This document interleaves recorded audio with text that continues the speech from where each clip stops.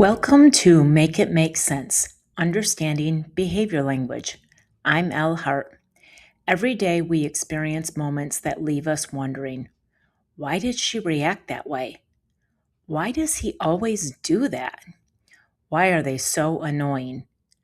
Why did I take that so personally?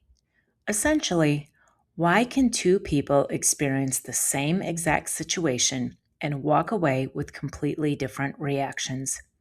Those questions fascinate me because I've learned they're not necessarily to do with who's right or who's wrong, but more to do with how we each naturally think, act, and relate, what I refer to as our personal process, which is unlike anyone else's and is expressed through our unique behavior language. Each episode is an invitation to explore one simple idea through that lens, offering a different perspective with the intention of getting along better with ourselves and one another. And it doesn't stop here. You're invited to join the conversation with Make It Make Sense Live. Details at the end of the episode and in the show notes. I'm glad you're here. Let's dive in and make it make sense. Hi, everyone. Today's episode is going to be centered on how to go from inspiration to implementation. So let's face it, how many of us have gone to a conference or you've read a book, listened to a podcast, watched a video, maybe had a conversation with somebody, and the information that you received was inspiring and you were like, yes, this is it. This is what I needed to get me to the next. Wow, it sounds like this is working so well for this person. Maybe I need to do this too, and then I can fill in the blank, because this affects every single area of our life, our health and wellness, our careers, our relationships, something to do with yourself, you name it, parenting. We've all been inspired. But the problem is that inspiration can be very quickly fizzled out if we don't know how to implement it for ourselves. Because here's the kicker. Information is universal. Implementation is personal. That's why sometimes you can see the same information received by various people, some of them thriving. They are off the charts. They are hitting it. It is working for them. Take the same information, other people, they're struggling. They're stuck. They can't seem to get it going. And it all comes down to actually understanding how to do something for yourself instead of just trying to follow what it is that you heard or the way that somebody else is going about implementing it for them. And it's natural, right? You're like, well, I don't get it. It's working for them. So why don't I just follow their steps and then it should work for me? But we're all designed differently. Certain things work for some people, certain things don't work for other people. And knowing our personal process goes beyond just what comes natural for us. That beyond piece that takes deeper work is really knowing how it works for you so you can lean into it, utilize it, and benefit from it in your everyday life, and especially when something inspires you and you want to see some type of change from it. So if you just go about it somebody else's way, that is the fastest guarantee to it not working for you. And so this inspiration, it goes beyond good intentions, because we all have good intentions. We all get excited. We all think this is the thing that's going to work. And think of a time where that has happened for you. And take a moment and go through it. And how long did you last with it? You got inspired, you went to the thing, maybe the conference, you listened to the podcast, whatever it was, you got that information, you got inspired, you're all excited, you start doing it. Maybe you last a week, maybe two, sometimes a month. If you're lucky, maybe it goes a few months. But if you're not following your way of doing it, which is going to look different than any other way that anybody else is doing it, if you're not following that, it will at some point fall flat. And then you stop and you're thinking, what's wrong with me? Why can't I do this? And then we can go down some really negative thoughts and some rabbit holes that are not good for any of us to be in. Instead, if we know how to implement whatever inspires us for ourselves in the way that it works for us, then that's when we see the change. That's when it becomes a new part of our life. And then that's when this new thing that was once random information that inspired you is now part of your daily life. And you do it without even thinking about it because you're doing it in a way that's natural. You're doing it in a way that works for you. Again, if you're trying to follow somebody else's way, and maybe you are a few weeks into it, you are really having to think about it. You are out having to be so intentional about it. But intentions aren't enough. It will wear off.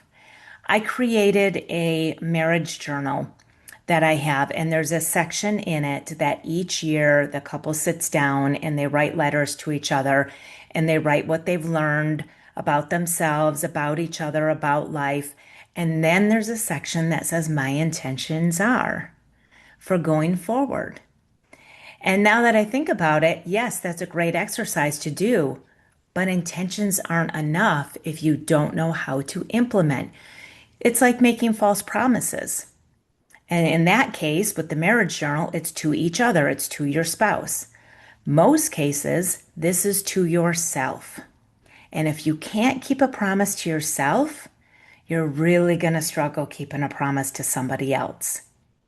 And if you do try and you really are very adamant about, no, I have to keep this promise to other people, and you put them first, and you keep your promises to everybody else but yourself, you will burn out. You will end up trying to operate on an empty battery. The gas tank is no longer full if you don't keep your promises to yourself as well. If those intentions stay as intentions and they don't turn into implemented ideas that you actually follow through with. So, what does that process look like? It depends on yours. The way that I work and the way that I decipher it for people is there are 34 behavior traits that every single one of us use, but we all use them differently. No two people will go about them in the same exact manner. And when you know what really works for you, what's in the top part of that process, and those are your go-to, your lean-ins. And again, it isn't like, oh, this is just natural for me. It comes to the point of, how do I actually apply this? And then you also understand, these are not my go-tos. These don't work for me very well. These are the things that I need to avoid. Even though I might see other people going about it in this way, and boy, are they thriving. Well, if it's working for them, why doesn't it work for me? Because we all have our own operating system. We are not all Mac computers that run the same way. We all have our own software and it all has been downloaded differently. And those downloads come from our previous experiences, our age, what environment we grew up in. There are so many factors that play into our personal process. And for some people, it looks pretty consistent throughout their life. And you can look back and you're like, oh, yeah, as a kid, this makes sense now because I always did this and I could never do that. And the pieces just come together and it makes sense for you. For other people who maybe have been through a lot in their life, or they've done a lot of growing, or they've experienced some different things, those can change as time goes on, and you may replace some with others. That happened to me in my life. When I first learned about my personal process, it was right after my divorce. It was the same year I empty nested. I packed up all my stuff, well, sold most of it, packed up what was left, and I moved from Chicago to San Diego, an area I didn't know anybody, to start life over. And that's when I dove in and discovered my personal process. Some of it totally made sense. I'm like, yes, this is why I did this. This is why this is working for me. This is why that didn't work for me. Some of it took a little bit more effort to really dive into and understand and look at and say, oh, yeah, that really is me. Because I look at myself, as all of us do, through lenses that are smudged. And especially if we let other people smudge our lenses for us and we let their opinions of us form our identity and form the way that we look at ourselves. Then, when you do have that experience of clearing those smudges off and you're wiping them away and you're looking at your natural way of doing things, it can sometimes be a little uncomfortable because you're like, oh my gosh, this that I've been told or I've experienced was not a good thing. And so I tried to suppress and I squashed this in myself. This is actually natural for me. Ugh. Or maybe when you look at some of them that show up in the bottom and you're like, oh my gosh, that's so bad that that's down there. Why can't I be more like that? That's what this other person was always trying to get me to be like. Maybe your parents were trying to shape you in the same way that they did things because it's natural for them. They think they're helping you by telling you, you need to be more disciplined. You need to do this. Why aren't you more creative? Blah, blah, blah, blah. All the things that we're told that in the name of helping and out of love, sometimes people, it's out of manipulation and control and other things too. But wherever that is coming from, the fact is, when somebody else is trying to put their process on you, and then that's what you think you're supposed to be, it can be eye-opening when you look at it for what it really is. And then you come to the part where you do the work of, so now you're seeing it, then we understand it. What does this mean for us? Then it comes into the part of accepting it. And you look at it and you say, yes, I'm okay with the fact that this is how I naturally do things. This is what's going to work for me. When I'm inspired by something, these are the things that I need to do in order to get to the next level with it, in order to get it to stick and really benefit me so that I get the outcome that I'm looking for. And I accept the fact that these are the things that I need to stay away from, or I am going to fail. It is going to be a struggle. I am not going to get where I want to be. And I'm probably not going to feel so good about myself in the meantime, too. But when you accept something about yourself, it's like saying, I'm okay with that. And do any of us really want to live with just okay? And it works to a point. But isn't it better when we love it about ourselves, when we embrace it and we lean into it and we're like, yes, this is how I go about it. This is the way that it's going to work for me. And our shoulders are back and our chest is out and our head is up and we go through with more confidence. Confidence doesn't come from just doing something right. Confidence comes from doing it what's right for you, your right way. And the more you lean into that, the more confident you're going to become. Everybody's like, how do I become more confident? I'm not sure I want to be more confident and I just really struggle with confidence. Learn your personal process. Understand it. Start to accept it about yourself. Lean into it.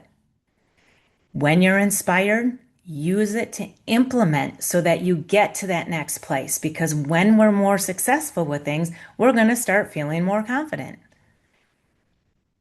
And so you feel this pride when it comes to leaning into what works for you and being okay, and not just okay, but really accepting and embracing, letting some of the other stuff go. It's like giving yourself the permission that maybe other people have never given you. And that's the best permission you can get in life. We don't need permission from everybody else because permission is just their opinion. We need permission from ourselves. And that's where that embracement comes in. And that's where we learn to love how we're going about things, even when we make mistakes, because mistakes and failures are lessons. It's more information coming at us. It helps you because we are all going to slip in to the bottom part of what does not work in our personal process, and often on a daily basis. Because, like I said, we all use all of those traits that are in our behavior language. We just don't speak those as clearly. And so, when we give ourselves permission to lean into what works for us and permission to make mistakes, permission to learn from them, permission to laugh when things go wrong because we understand how to course correct. We're not going to stay there because a lot of times when things go wrong, it's out of our control, right? So why are we so stressed about anything that we can't control? The only thing we can control is ourselves. And the best way to feel in control of yourself is to lean into that personal process of what works for you. Know those traits, know those behaviors, use them so that they're working for you. And then after we get to this place of loving it about ourselves, then I always say that's a great feeling to have. But we also have to be mindful. We have to be mindful of all of this because just because you're like, yes, this is how I go about things, we cannot just walk into the world and say, okay, everybody, here is my process. This is how I do things best. This is where I go from being inspired into implementing it into my life. So everybody accommodate. That is not going to happen. And you are setting yourself up for some major disappointment. That is where those nasty little expectations can come into play. And we think, well, this is what is good for me. I expect everybody else to understand that. I expect everybody else to work with it. I expect everybody else to be okay with it. But they're not because they're okay with their process. They can, and our process, I'm going to pause for a minute and say, our process is not just what we do. Our process is also what we can take in and what we can handle. So if you are somebody who talking a lot does not work in your process, that might be at the bottom a little bit more. And somebody comes into your world and it is just nonstop chatter, chatter, chatter. I'm going to tell you this, and then I want to explain that, and then we need to have a discussion about this, and let's have a conversation, and let's just keep getting this all out because this is what works for me.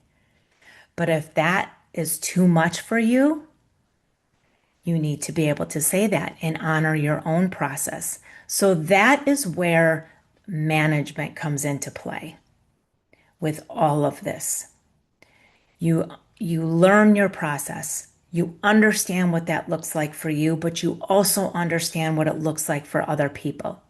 You accept what works for you, but then you accept that something else is going to work for other people. You love how you go about things, but you also learn to love how other people go about things, knowing that it's going to be different than yours. And different is not wrong. There is no right or wrong way to go about these. There is just your way. But then you have to understand and embrace other people's way too. So you love how you go about things and you love how they go about things too, even if it is polar opposite of how you would do it. Maybe you are somebody who is super fast. The minute you hear something, you're like, yes, I'm inspired. Okay, I know exactly how to implement this. It's go time now. And other people are like, wait a minute. I need time. I need to go through this. I need to go through the pros and cons. I need to figure this out. I need to weigh things against each other. I need to take in all the data. They need more time. They will get there at the speed that works for them. You're going to get there at the speed that works for you. It's okay if those are different speeds. That is where the fine art of learning to manage these come into play. And this is where it takes a lot of work to become fluent in your behavior language and theirs too. And that's how that management piece can work. It takes patience because it's human nature to just want everybody else to do things the way you do things.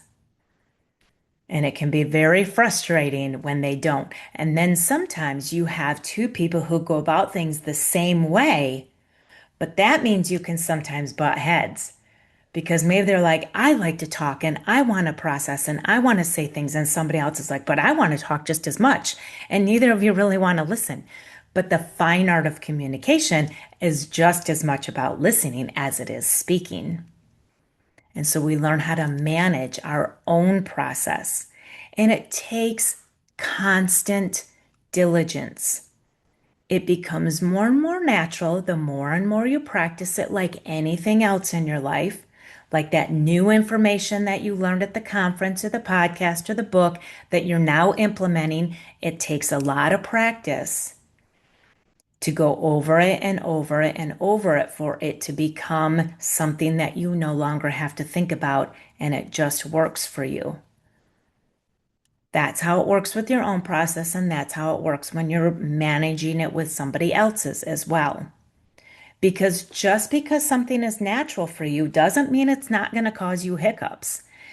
Every single trait is not good, it's not bad, but every single one, all of those behaviors come with a level of mindfulness. Because too much of a good thing is no longer a good thing when not used in a good way. You can't just bowl over it with your process. It's a dance. It's something that needs to be worked through and used in a very fine art way in order for it to really flow. Again, just because something is natural for you doesn't mean it's going to go easily. It's not going to go flawlessly. We are going to make a million mistakes along the way.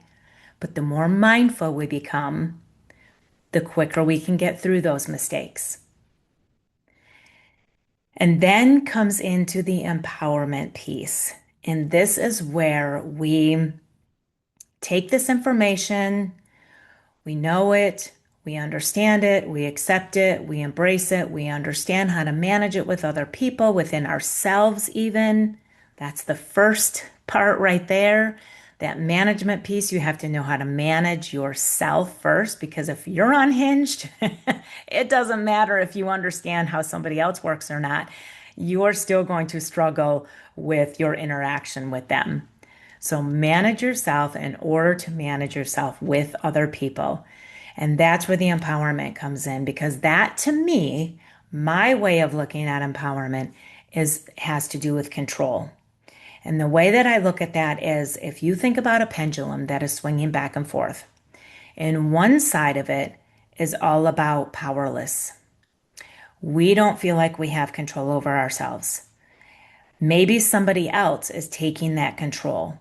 Maybe we're giving it to somebody else willingly because we don't have the answer. So here, I'm going to give this to you and now you have control over this and you do it for me because that's easier in life.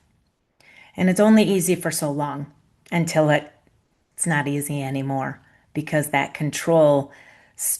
lack of control starts to eat at you. It's showing up in ways that is not beneficial.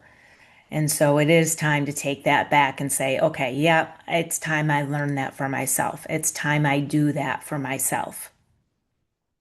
And so there's that lack of control. Like I said, sometimes that's by coercion, sometimes it's by situation, sometimes it's by willingness. However that looks, when you don't feel like you have control over yourself, that poses an issue. And then often, when that's frustrating us, we go all the way and swing to the other side, and then we try to take control over other people. And when we don't feel like we have control over ourselves, is the time that we try to say, okay, I don't know what I'm doing, but here, I'm going to help you and I'm going to tell you and I'm going to make sure you're controlled and I'm going to make sure that my environment is controlled and I'm going to make sure that all these things outside of myself are controlled, which that will give me peace. Peace does not come from the external. Peace comes from the internal.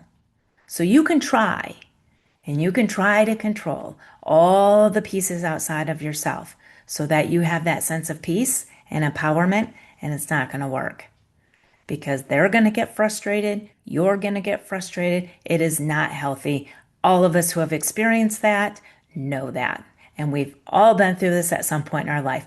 I call myself a recovering, still in process, control freak because this was very much the case. And this can be almost kind of naturally the case when you're a parent because you feel like you need to control your kids because that's how you teach them. That's how you get them to behave. That's how they grow up to be decent human beings and all the rest. But that's not necessarily the case. What I learned this week through my inspiration, and I will share that with you in a moment, is when you bind your child to your heart, that is when they will learn the right way of doing things. Nagging, trying to control, that's the way you're going to push them away. And so, a lot of us who are empty nested, we have adult kids, a lot of those kids have moved on, and a lot of them have moved away. And it might be because they need to breathe, because they've spent their whole childhood and teenage years feeling controlled. And their boundary is a very big, strong one because they think that if they let you in, that they're going to still feel controlled by you. And so if you ease up on that, and the best way to do that is to take control of your own life. Take control of yourself. Focus on you. Grow. And then you won't feel that need to control your adult child in their career decisions, in their parenting decisions, in where they're deciding to live, in all the things that adults are deciding for themselves. Because if you think back to when you were first an adult, you didn't want your parents controlling you either. And it's hard to stop. It's really hard to put an end to that because that often gets confused with love. Well, I love my kids so much. I just want the best for them. But doing things for somebody else is the fastest way to disempower them. And then they're living over here in the powerless feeling. And that's not a good way to live in your adult life. So when we swing over here and we're trying to control everything outside of ourselves, that is going to backfire in a variety of ways. So the sweet spot in the middle is having control over yourself and not letting somebody else control you. And again, one of the most empowering ways to do that is by knowing, understanding, accepting, embracing, and managing your way of doing things. Know your operating system. Know your behavior language, your personal process, whatever word you want to put to it, how you're wired, whatever way looks best for you to think of that. But essentially, that is what helps you live life on your terms.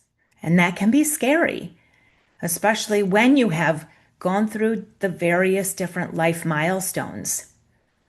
Maybe it's scary you're just getting married and you've been used to doing things your own way, and now you're going to come together with somebody else, and all the daily things are going to be intermeshed. Maybe you're buying a house now together, and now it's this whole new list of tasks that you have to take care of and be responsible for. What does that look like for you guys? That can be scary. Maybe you're starting a family and you're just starting that parenting journey. What does that look like? How do you understand yourself and each other going through that? Living life on your terms as parents, coming together as a family. And then as that child grows, then you've got their personality and their personal process and the way that works, that things work best for them coming into the mix of it too. And they're challenging you. And boy, we know those kids challenge you. Maybe you're empty nesting, as I talked about a minute ago, and you're coming upon retiring. Maybe in the professional world, you're starting a new business. What does all of this look like for you? What does going about that on your own terms look like? What is that? Maybe you're starting a new job or you've gotten promoted. You're now a leader for the first time, and you have all these people that you have to manage without controlling. How do you do that? How do you lead so that it's effective and it works in the way that you get the outcomes that you're looking for? And then beyond that, and going back to the beginning of this conversation, when you're inspired, what do you do with that on your terms so that it works for you? You know how to implement it to get the outcome that you're looking for. And I chose this topic today because all of last week, I had the privilege of attending a Barbara O'Neill conference. And if you know Barbara O'Neill, you will know why I'm so excited and fired up about this. If you have not heard of Barbara O'Neill, she is the queen of natural solutions, of natural health, and understanding your body. And she goes back to living life simplistically and using things in your kitchen to help heal. And she understands the fact that our bodies are designed to heal itself. So she gives you suggestions and tools and ways to implement that. But here's the thing. I got inspired. I got very inspired. But the information that is received, whether it's at a conference like this or any other way that you receive information, that's universal. The implementation is personal. So now I have to take this information that I learned and I have to look at my personal process. Because if I just think, okay, start a morning routine, all the things that don't work for me that may seem very natural way of going about something like this. When you want to change anything in your health and wellness routine or your daily routine, maybe that looks like journaling or what you're doing at work, whatever it is. It might look like, okay, set a schedule for myself. And for some people, yes, set that schedule. It's going to work for you. Other people, not so much. Other people are really going to struggle, and it is the fastest way for it to not be implemented in your life. And I am one of those people. So when you stop and you take your new information, you take what inspires you, and you go through your personal process and you implement it through there. You will notice that some of those behaviors were going to work really good for it, and some of those behaviors are going to need more mindfulness. And so with me, I will just share a few of mine. For me, one of the first things that I do when I come across anything is I pick up on the energy of it and I put myself in that place. And typically, for me, almost everything in my life revolves around some type of a relationship. And I have learned recently in life that every single relationship that you have, whether it's just a small interaction, whether it's a relationship with something like time, money, food, exercise, things like that, or your personal, intimate relationships, all of those are based on the one that you have with yourself first. So when you nurture that and you grow that and you focus on that, and that is solid, then all of those other relationships are going to go about themselves much easier. If you ignore the one with yourself and you just try to focus and put all of your energy into everything else and everyone else, which is something that I did for many, many, many years because it's natural to me, but I wasn't mindful of it, then you can get lost. And then the implementation is not going to work for you. So, the first thing when you are somebody who is very empathetic and you're concerned about other people and you can feel what goes on best with them, it's a must to learn how to be empathetic to yourself. And remember, empathetic does not mean sympathetic. You do not feel sorry for yourself. That is not what being empathetic to yourself is about. That is about feeling your energy, understanding where you're at, having grace with yourself, because maybe you come across some information that is very inspiring at a time when you are really struggling. And if you give yourself grace with that, but then you say, okay, it's time to get moving now, and you lean into some of your other behaviors, you don't just stay in that one and wallow there. Maybe you're at a good point in your life and you're like, yes, okay, I'm feeling this. Let's go. I'm ready. I have all this other stuff behind me to back it up. Let's go. Whatever it is, for me, it works to take a pause and figure out, where am I in life right now? Step into my own shoes. We are so used to stepping into everybody else's shoes when you are somebody who is very empathetic. Step into my own shoes. Look, feel what that feels like, get in touch with that, and then go on to the next. And then to me, that's take action and take action quickly. I am very impatient. So because I'm impatient, I also have to be very mindful of remembering. And one of the things I learned this week at that conference is that natural, especially ways of going about your health and wellness, are not necessarily going to be quick fixes. This is implementing new ways of doing things and sticking with it. This is not a quick fix. This is not a band-aid. This is not a take a pill to mask the symptoms. This is understanding what's actually happening, figure it out, and then do the thing consistently.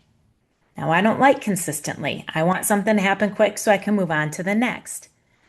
But when I want the outcome that I'm looking for, then I can find a way in my process to keep doing that. And I know that if I'm impatient and I jump ship too early, it's all going to be for nothing. So I have to be mindful.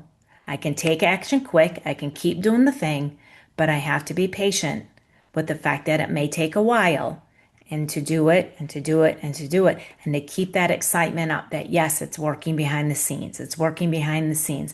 My body works in ways that I don't understand. I don't begin to think that I do. I am going to trust in the process that it is working, because I will slowly start feeling that difference, especially when you start paying attention to it.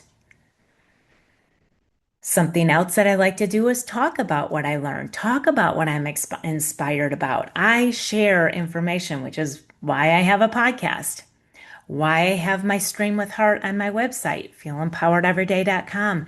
It's an outlet for me to share information with people, share what's on my mind, share what inspires me. Because when I get a chance to share that inspiration with other people, that is part of how I implement it for myself.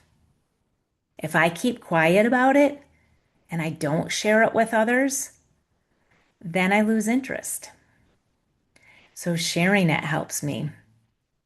And then finding the unique things, understanding how my body is unique, understanding how some of the suggestions that were given are unique, how those things go together, what is going to work for me, and do those things. Not everything that I learned this week is going to work for me. I'm not going to be able to implement all of it, at least not right out of the gate. It will take baby steps. So honor that about myself. Some people are going to take that same information because there were hundreds of people, well over 500, that attended this conference, if not probably more. Every single one of us is going to be inspired by the information. You can't help not be. But every single one of us is going to have a different way to implement it in order to get the outcome that we want. Some people might have been there for one specific outcome and they got some information they needed, and that's the only thing that they're going to focus on. Some people want an entire life overhaul, and so they're going to work on implementing just about every single thing that they heard. Some people are going to do the best they can with the knowledge that they received. It all depends on where you were at, where's your starting point. That's a huge part in when you're inspired by something. What's your starting point and what do you hope to accomplish with it? It's that middle part that often goes awry for us because we don't know exactly how to implement it for ourselves. So here's the starting point, here's the ending point. What needs to happen here is your personal process. That's what's going to take you from one to the other. So I said at the beginning that this was about how to get from inspiration to implementation. But then when you get there, then you can take it to outcome. You can take it to transformation. If you don't know that implementation, it will lead you to stagnation. You're not going to get anywhere with it. And if you don't know how to implement it for yourself, that's going to be a frustrating process because you're going to try and try and try and try and try to do the things that you see other people doing. There were a lot of people that gave their experiences with some of her practices. And that is amazing information to have in itself. But you have to take it with a grain of salt. And Barbara would really love that because of Celtic sea salt and Baja Gold salt and the importance of minerals and salt in our life. So I take everything, including my water, with a grain of salt. But we take that information with a grain of salt because I understand that what they did worked for them, and that's fantastic. That inspires me to figure out what's going to work for me, how to take the information and work for me. Instead of, I'm going to take that information and now I'm going to follow exactly what they did in exactly the same way they did, at the same speed that they did, and I'm going to hope for the same outcome. Chances are that's not going to happen. We have to implement in our own way. And I feel like I have beat this horse with this dead horse with a stick because it is so, so important. I'm going to ask you to take a pause for a second and think back to something that did inspire you. Think back to the outcome that you were hoping it would bring you. And think back to that frustration as to how and why it didn't get you there. That is what we don't want to repeat. Some of us have had that repeat in life over and over and over again because we keep still thinking that if we're more like somebody else, that's better. And it's not. The more we follow our own way of doing things. That is what's better. And so I ask you to pause for a moment and think about those things. Think about how you can change that. Think about your process, what comes natural to you, how you can use it to your benefit. Do you understand it? Do you accept it? Or do you fight against it still? Are you still confused by it? Do you embrace it? Do you honor yourself? Do you know how to manage it? Within yourself first, and then with other people. One of the things that was talked about this week at the conference, and then was mentioned at another meeting that I attended this week too, is you go and you get inspired. And then when you are somebody like me and you want to share, and you want other people to feel the same energy you do, and you want them to be inspired just as much as you are, I will admit that the majority of people attending this conference were women. And the majority of them were probably going home to their husbands or their children or their parents or whoever, friends in their life, and they're saying, oh my gosh, we have to do this now. We're going to stop doing this and we're going to start doing this, and everything in our life is going to change. And the person on the receiving end of that is like, wait, stop, too much. I'm glad you're happy. I'm glad you're inspired, but don't put it on me. We have to be very careful on how we manage information that inspires us. Because when we want to push it onto other people and make them and control them, that's being on this side of the pendulum again, where we're trying to take control of other people. Because you, again, it's out of love. You know how much somebody in your life is going to benefit from even one or two things that you learned at the Barbara O'Neill conference or one of her videos. You know it's going to make a difference in their life, and it's a small, easy change to make. For you, maybe, but not for them. Maybe they're not at the same starting point that you're at. Maybe they're not there yet. Maybe what you're suggesting is a struggle for them in some way or another. And that's okay. That's all right. You can share the information and then you step away from it and you let them figure out their process. Remember, the way that you're going to go about it, the way you're implementing for you is going to work for you. We also can't put our implementation process onto other people and think, well, this is what I'm going to be doing, so now this is what you're going to be doing. Nope, not going to work. It needs to come from them. They have to find their starting point and they have to know their process and go about it their way at their speed. So share all the information. I went home, I typed up all my notes, I put them in a PDF, I'm sharing it, and then I'm letting it go. I'm not going to nag, I'm not going to manage, I'm not going to try to control other people. I am managing myself with how I'm going to go about the information. Because I certainly wouldn't want somebody to come to me and go, well, wait a minute, you're not drinking the juice that's 80% carrot and 10% celery and 10% apple every morning? No, that one's going to take me a while to get to, and I may not ever get to that point. Some of it will work for me, some of it won't, and that's okay. There are other things I am going to implement according to my process. But I would not want somebody coming to me and say, well, this is what you have to do, and this is what you have to do. That is the first, fastest way for it to not work for me. So manage yourself.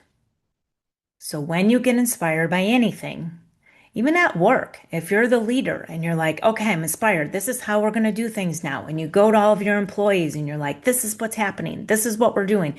This is how you have to do it. Are you listening to them? Are you learning them? Do you speak their language? Are you managing yourself with them? Or are you trying to control them and put your process and what you want to implement onto them? Because that is the fastest way to have your employees fail and you guys not get to the success that you're hoping for. One of the things I suggest is that you look at a common desired outcome. What is the common desired outcome? What do we agree on? Or as a leader, what do you set in place? This is the outcome that we are all going to be working towards. Same thing with a partner when it comes to maybe you're trying to get them to make some health changes or exercise more or do your more yard work or whatever it is. This is the outcome that we're looking for. How you go about it is personal.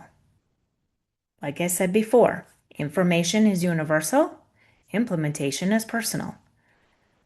So focus on the outcome. Focus on the outcome that works for you, that works for them, that works for your spouse, your employees, whoever it is. Because you, if you're a leader, you probably have some employees that they're just there to collect their paycheck. They're coming to work because they do a good job, they work hard, you can count on them, they get their paycheck, and that's enough. They don't need to keep climbing the ladder. They don't need the promotions and get to the next. That might not be what they want in their life. Their outcome might look different than yours. So figure out what the outcome looks like for everybody and manage yourself and how it goes about being implemented for you and how you work together with other people, learning their behavior language and how the best way for them to implement the outcome that they're hoping for as well. And then that's where empowerment comes in. And that's where you get to feel peace. That's where you get to feel like you are in control, even if you have not gotten to the outcome yet. Remember that it is not the outcome that brings you peace. It is peace in the implementation that brings you the outcome. And on that, I will leave you today with this episode of Make It Make Sense, Understand Your Behavior Language with Elle Hart. Thank you so much. Have a great day.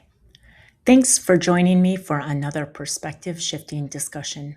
If this episode made you think of someone, brought up a situation, or left you with a question, don't let it stop here. These conversations become even more meaningful when they're shared. I'd love to have you join me for Make It Make Sense Live, Behavior Language Conversations, every second and fourth Tuesday of the month at 7 p.m. Eastern Standard Time, where we take these ideas off the podcast and into real conversations with real people. Whether you come to ask a question, share your experiences, or simply listen, there's always a seat in the Zoom room for you. You can also learn more about my work, my book, and upcoming conversations at feelempoweredeveryday.com. Until we meet again, remember, when behavior makes sense, relationships get easier, life becomes lighter, and you feel empowered every day.